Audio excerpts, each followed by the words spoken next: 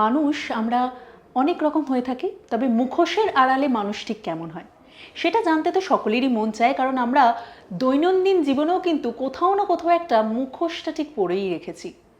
তবে প্রশ্ন ওঠে তাদের নিয়ে যারা হচ্ছেন অভিনেতা, কারণ তাদের ক্যামেরার সামনে মুখোশ তো পড়তেই হয়। তবে ক্যামেরার পিছনে ঠিক মানুষগুলোর দৈনন্দিন জীবনটা কেমন কাটে সেটা নিয়ে আমাদের অনেক প্রশ্ন থাকে। ঠিক সেরকমভাবেই এমন একটি চরিত্রে এবার সে অভিনেতাকে আমরা পাচ্ছি যাকে আমরা কিন্তু বলতেই পারি কুহেলির মধ্যে ঢুকে যাচ্ছি। না আর কোনো আমি হেয়ালি করব না, আমাদের সাথে রয়েছেন কৌশিকদা। অবশ্যই কৌশিকদার সাথে আড্ডা দেওয়া প্রত্যেকবারই ভীষণ কি বলবো মনোগ্রাহী হয়ে থাকে এবং ভীষণ সমৃদ্ধ হই আমি। তবে এবারে একটুখানি প্রশ্নের আর কি ঘুরিয়ে ফিরিয়ে অনেক কিছু রয়েছে বলে একেবারে মোবাইলটা হাতে নিয়ে বসেছি আপনার পারমিশন নিয়ে আর কি। কৌশিকদা, প্রথমেই বলি, অনেক কিছু চলছে এখন চারদিকে, কেমন আছে?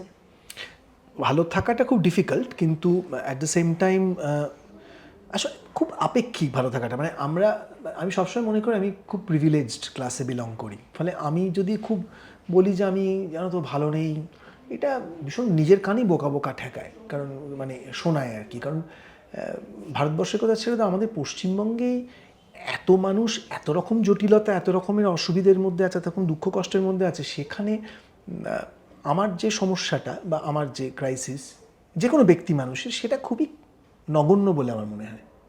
বেশ, আমি প্রথমে শুরুটা করেছিলাম তার সাথে কুহেলির আপনার চরিত্রের মিল রয়েছে আর কি, সেই ক্ষেত্রেই বলা। কিন্তু যে প্রশ্নটা সবার আগে আসে, ক্যামেরা অন হলেই অভিনেতাদের একটা মুখোশ পরে নিতে হয় আর একটা চরিত্রে পদার্পণ করতে হয়, কিন্তু ক্যামেরা অফ হলেও সবসময় তো আপনারা ওই ক্যামেরার সামনেই রয়েছেন, মানে যেখানেই যাচ্ছেন বাড়িটুকু ছাড়া বোধহয় নিজস্ব। না, তা নয়, জানো তো। রাদার অনেক সময় যেটা হয়, মানে বেশি আমি সবসময় আমি মঞ্চতে বলতে পারি, মঞ্চতে বোধহয় আমি আমি একটা বেটার মানুষ হয়ে উঠি। মানে কারণ আমি নিজে সবসময় এটা বলি, স্বীকারও করি, সেটা হচ্ছে যে আমি কৌশিক সেন মানুষ হিসেবে আমার অনেক প্রচুর প্রচুর প্রচুর খামতি আছে। মানে মানে মানুষ হিসেবে আমার আরও ভালো হওয়া উচিত ছিল বলে আমার মনে হয়। মানে I could have been a better husband, I could have been a better father. কিন্তু থিয়েটারটা আমি এই একটাই কারণে আমি ছাড়তে পারছি না, অনেক রকমের এ সত্ত্বেও, সেটা হচ্ছে যে থিয়েটারকে ভালোবাসা ছাড়াও আমি বুঝি থিয়েটারই একমাত্র শিল্প যেটা আমাকে একটু বেটার মানুষ হতে সাহায্য করে।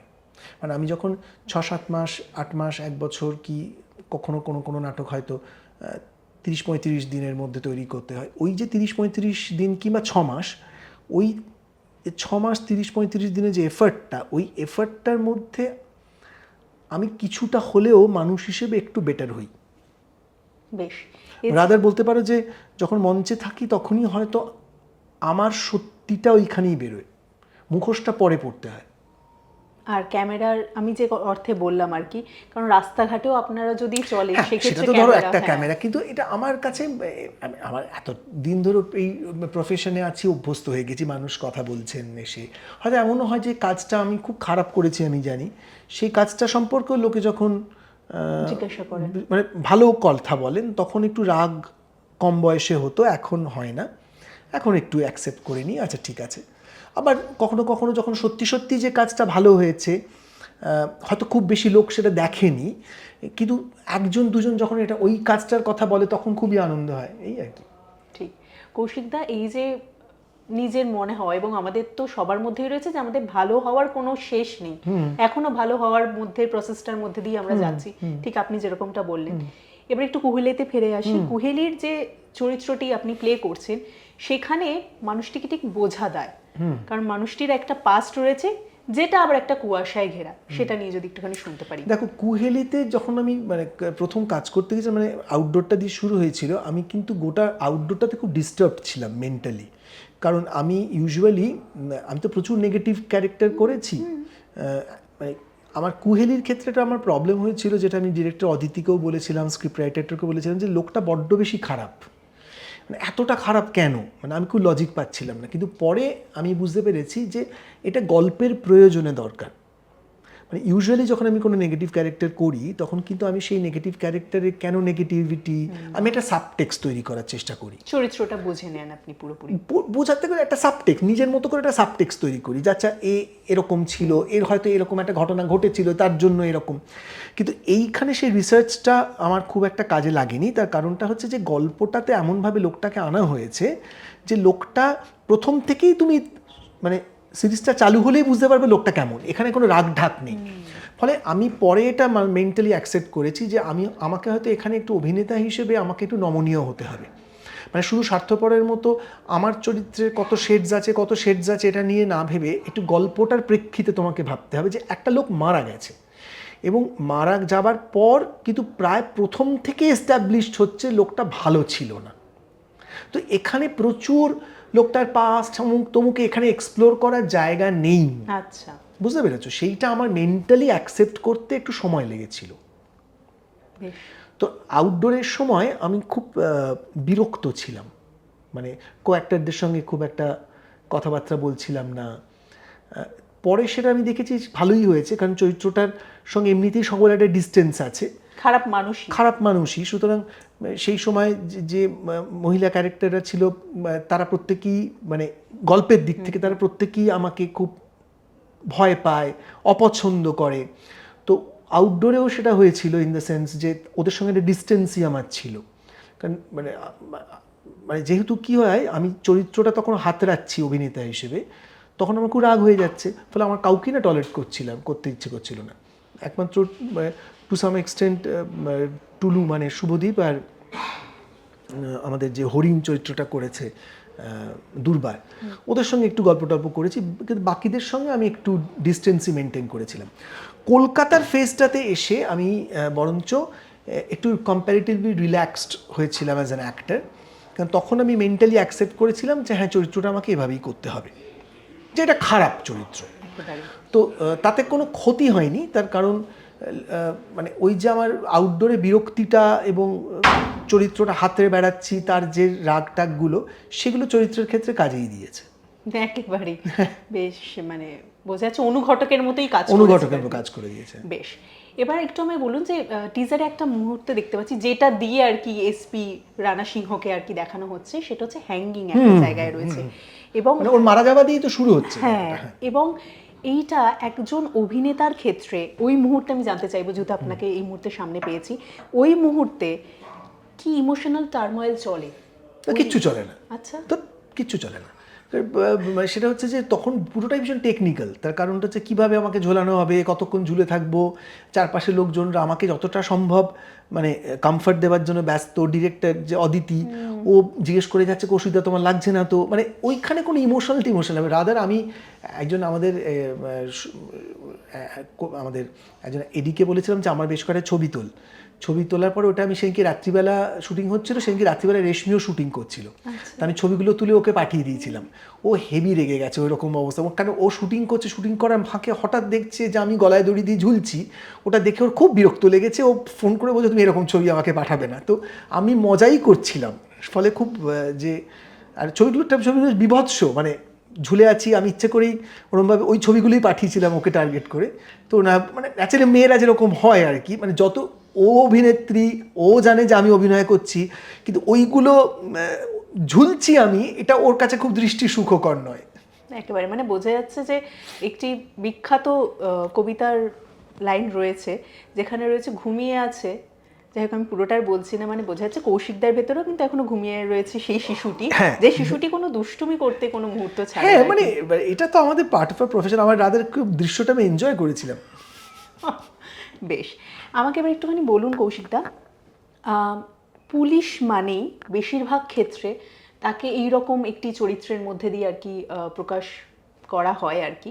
অনেক সময় আবার এটাও দেখানো হয় পুলিশ হচ্ছে আমাদের সমাজে সেই আইডিয়াল মানুষটা যাকে আমরা ফলো করতে পারি, যার হাত ধরে আইনটাকে ঠিক রাখা হচ্ছে। আমি এরকম লালবাজার বলে একটা সিরিজ করেছিলাম, সেখানে ভীষণ পজিটিভ একটা ক্যারেক্টার। আবার বেশ কিছু পুলিশ অফিসার করেছি, কৌশিক গাঙ্গুলির ছবিতে করেছি, কাবেরীতে, এইটাতে, যে খুব নেগেটিভ।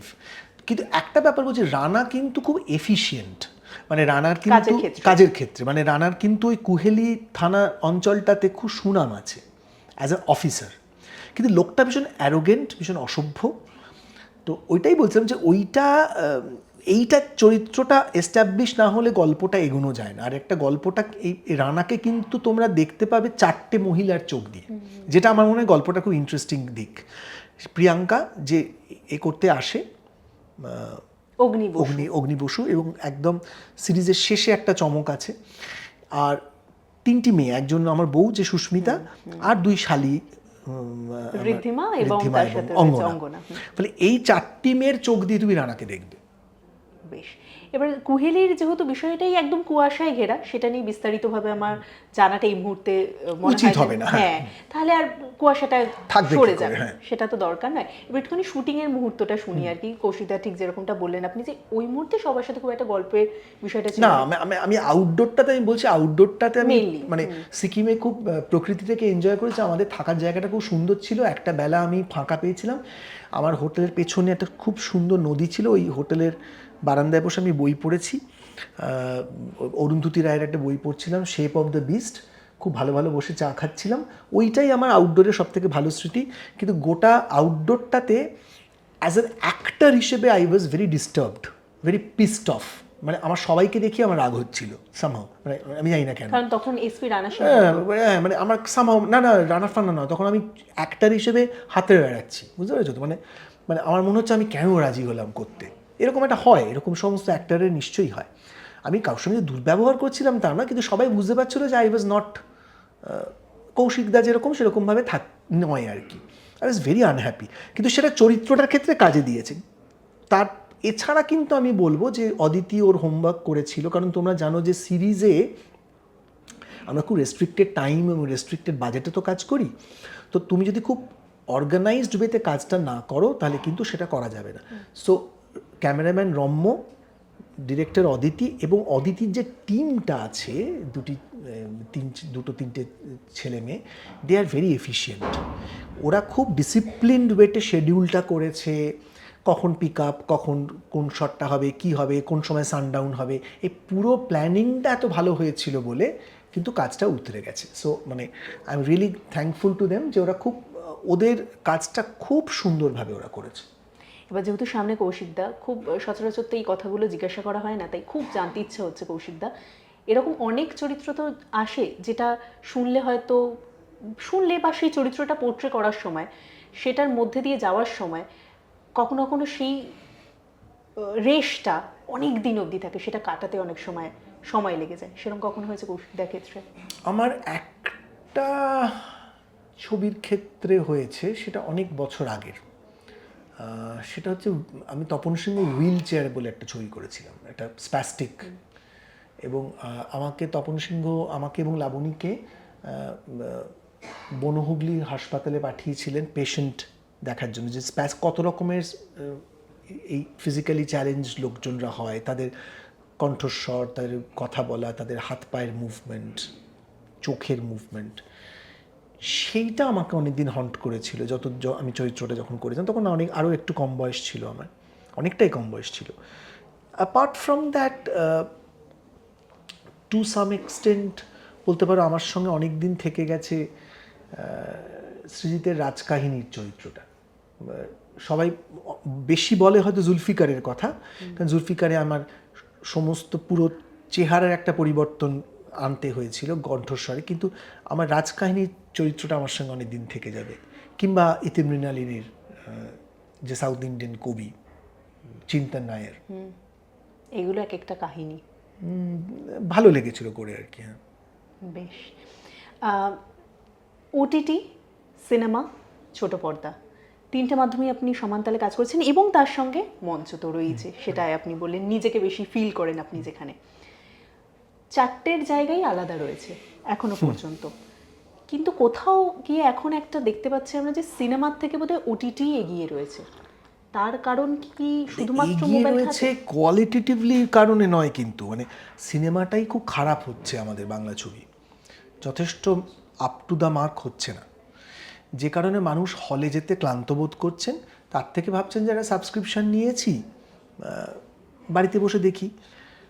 আর একটা হচ্ছে টেলিভিশন সিরিয়ালের যে বড় একটা অডিয়েন্স, তারা কিন্তু অনেকটা শিফট করেছে ওটিটিতে, ওই একই সিরিয়াল দেখতে দেখতে। মানে এরকম ভাবার কোনো কারণ নেই যে বাংলা সিরিজ একটা সাংঘাতিক মানের হচ্ছে সেই কারণে লোকে দেখছে, তা নয় কিন্তু খুব একটা। মানুষ ধর একটা টানে তো যাবে হলে, সেই টানটা খুব অনুভব করছেন না, এটা একটু তুমি লাস্ট 2 বছরের হিসেবটাই ধরো না, তাহলে বুঝতে পারবে যে কটা ছবি লোকে দেখেছে এক্স্যাক্টলি। মানে আমি বলছি যে মানে ফিকটিশিয়াস ফিগার দিয়ে তুমি নিজেকে পিচ চাপড়াতে পারো, হ্যাঁ, বা একটা কেক কেটে তুমি সেলিব্রেট করতে পারো যে আমি সাকসেসফুল, কিন্তু তা তো নয়, তা তো হচ্ছে না। তো এটা যদি আমি খুব অনেস্টলি মেনে নিই, তাহলে সুবিধে কি হবে জানো তো? সুবিধে যেটা হবে সেটা হচ্ছে যে আমি বুঝতে পারবো যে ওয়্যার আই স্ট্যান্ড এবং আমাকে কি করতে হবে।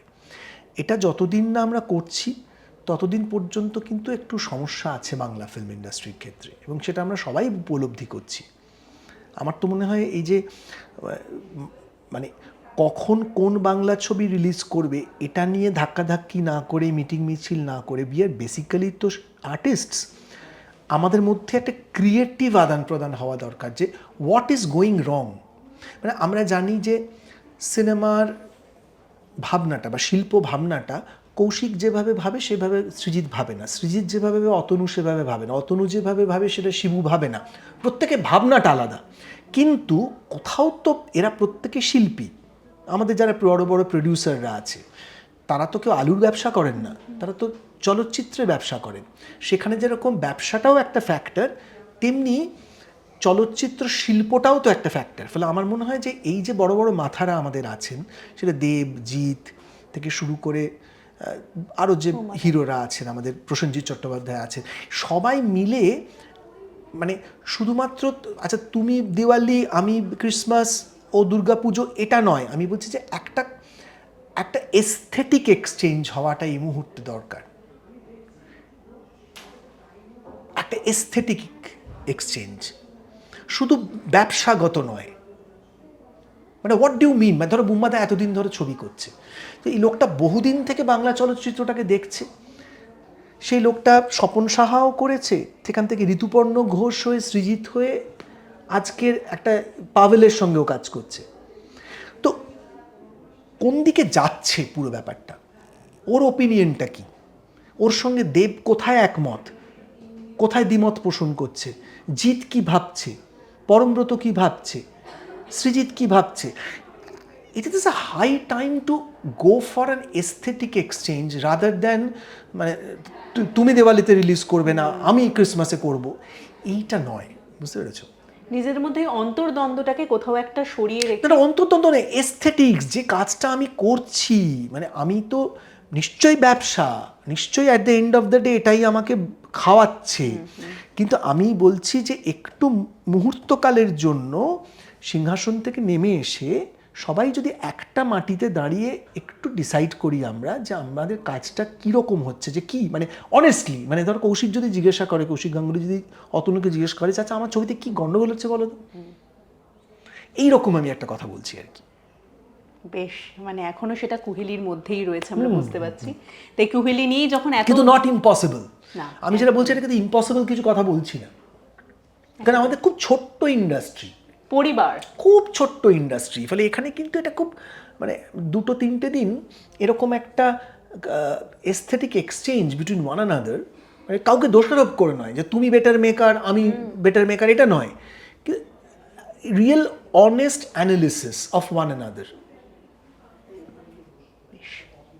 এবার অপেক্ষা হচ্ছে আমাদের হইচইতে কুহেলি দেখার, 15ই মে কুহেলি আসছে, সো প্লিজ দেখুন কুহেলি। এবং আমি জানি আপনারা থ্রিলার দেখে দেখে হয়তো ক্লান্ত, কিন্তু তবু আমি বলবো যে এই থ্রিলারটা অদিতি একটু অন্যরকমভাবে বানানোর চেষ্টা করেছে।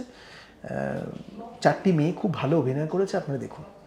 থ্যাংক ইউ সো মাচ কৌশিকদা, বরাবরের মতো এই আড্ডাটিও আমার কাছে বেশ আনন্দদায়ক হলো আর কি, এবং অনেক কিছু জানলাম আমি। তো দর্শকদের অপেক্ষা 15ই মেতে নজর রাখার হইচইতে, কারণ কুয়াশা কাটাতে গেলে অবশ্যই আপনাদের দেখতে হচ্ছে কুহেলি, আর আদৌ কি কুয়াশা কাটবে সে উত্তর তো আপনারাই জানতে পারবেন। এরকম আরও ইন্টারভিউ দেখার জন্য অবশ্যই নজর রাখুন আমাদের চ্যানেলে।